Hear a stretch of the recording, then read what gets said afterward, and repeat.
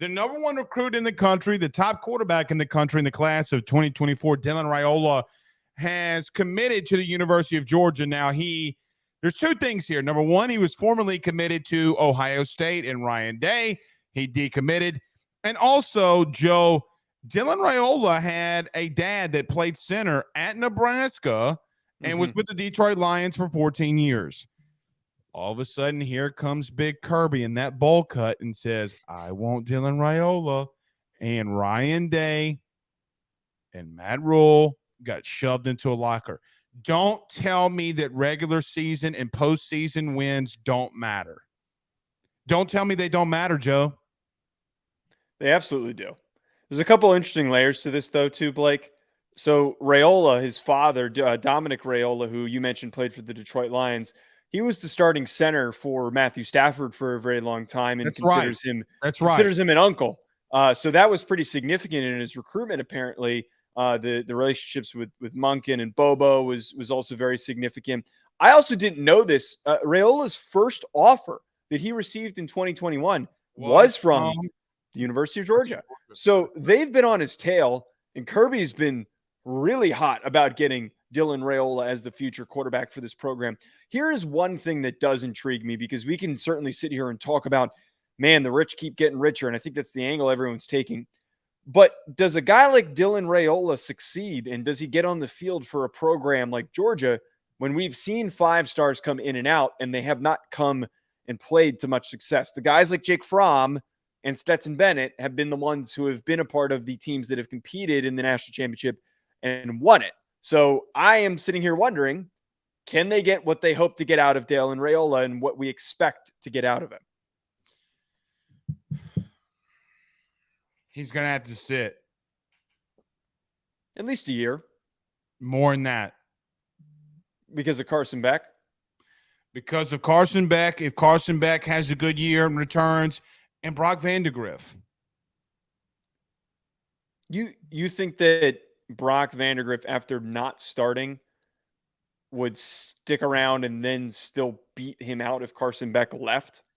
Here's the problem that I have with everybody saying that he wouldn't, or not even that he wouldn't beat him out, why Kirby Smart wouldn't start him. He started Jake Fromm over Justin Fields. He started Stetson Bennett over JT Daniels and those young quarterbacks. It's been his calling card. So, Joe, where I think that can he beat him out? Yep. You're damn right. There's no reason why he couldn't, why Raiola couldn't. Here's another thing. Kirby has a track record of not playing young quarterbacks. He just doesn't do it. So are you asking me, can he? Yes. Will he be the starter when he comes in? No. I don't believe that, because it's just what Kirby's normally done. Here's another thing, too. If I am these other teams, like, I think Ohio State will move on. I don't think Ohio State cares, because they already got their guy. Yeah, and the best name for a quarterback of all time, Air Noland, right? Yes.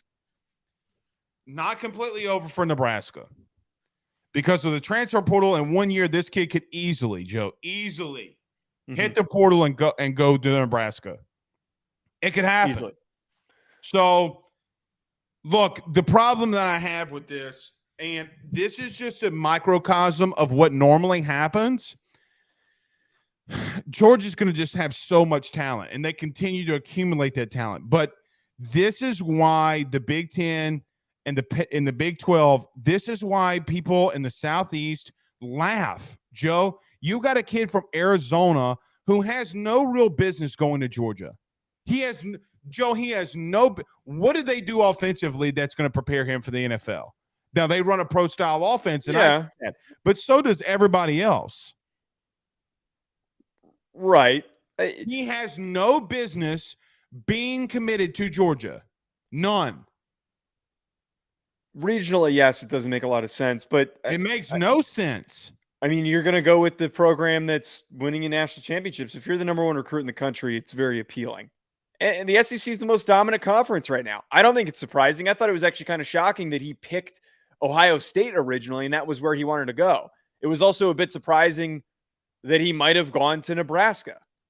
But Georgia continues to get rich, as we're talking about. It's part of the appeal for these kids. Like, they're obviously going to want to go play where they can win a national championship. Like, why would he go to Ohio State when they've had guys of his caliber and not won it? Like, why would he do that? I'm sure that's his thought process. Yeah, you know what's so wild about that? The last quarterback for Ohio State to win it all and have regionally or just halfway decent career and stayed in the NFL longer than most. Now I think CJ Stroud breaks that. Okay, was Cardell Jones, and he was the last one to win an Natty. And I don't think he was like a super compared to the other guys. But Dwayne Haskins didn't have a better career than him. No, and so it is interesting, but I don't really buy into that. We'll have to see. And look, I'm going to tell you this now. I'm going to tell you this. You ready to get really mad at me? Sure. I don't think Dylan Raiola is the best player in the country. Are you saying that because you have somebody else in mind, or you just think that we're getting overly excited over a kid who's a quarterback? Here's what I know. He'd be the 6th quarterback in last year's class. That was because last year's class was stacked. It was very stacked. Raiola, though, I think is better than Arch. I think he's significantly better than Arch. You know what he's gotten some shades of comparison to? Who the reason why I understand now why you're saying that he's maybe not as good as we think he is. There's a lot of comparisons that can be drawn between him and Quinn Ewers. There absolutely are. Joe, look, I'm not saying the kid's not good. I think he's better than Quinn Ewers. I think he's got better throwing motion. I think he's a better overall athlete when you see him run. I think he can run for power. He can run between the tackles. He can be elusive enough to run to the edge. I think he's got a body style like Mahomes. He's not Mahomes. He doesn't have the traits. He has the body style. Both of them 6'3", 220, 225, 230 pounds. Okay? They have the same body type. They walk the same. They both walk like a newborn toddler that just found their new legs and walks with a full diaper. Trust me, I've had 2 of them. I know what a baby with a full diaper walks around like. Bottom line is that there's just something with him when I see him throw that I'm not buying. I'm not buying it. What do you mean that you're not buying? Is that you think that we're overhyping the power? Well, because he's got a pretty big arm. I'm not going to say massive arm, but so did Arch. He's got a bigger arm than Arch does. Significantly bigger arm than Arch does. Yeah, but Arch's big thing, everybody's like, oh, look at him throw the fade route. He's supposed to be accurate, but he can't reach the sideline, then doesn't really matter. I think Raiola has that. That's a 50-yard throw for most kids. Yes. People don't get that.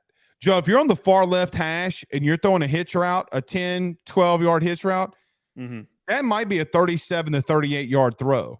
Like, yes. People don't understand that. They just see it 10 yards and they're like, oh, he can't throw it 10 yards.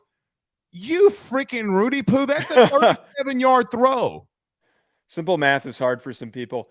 I don't know, man. I think that Raiola's got some juice. Included. But I got an A in calc in my freshman year of college, so put some respect on my math skills. Dylan Raiola, though, dude, I really think that he's got the juice. I think that if he does stick around at Georgia, I know that you don't want to compare him to Mahomes, but this is the whole new wave, is that if the top quarterback recruit or one of the best quarterback recruits is shows shades of the improvisational, big arm, throws on the run type kid, he's going to get comparisons to Mahomes and he's going to get propped up. We did it with Ewers, and we're sitting here doing it again with Raiola. Raiola's got much more Mahomes traits than Quinn Ewers ever did.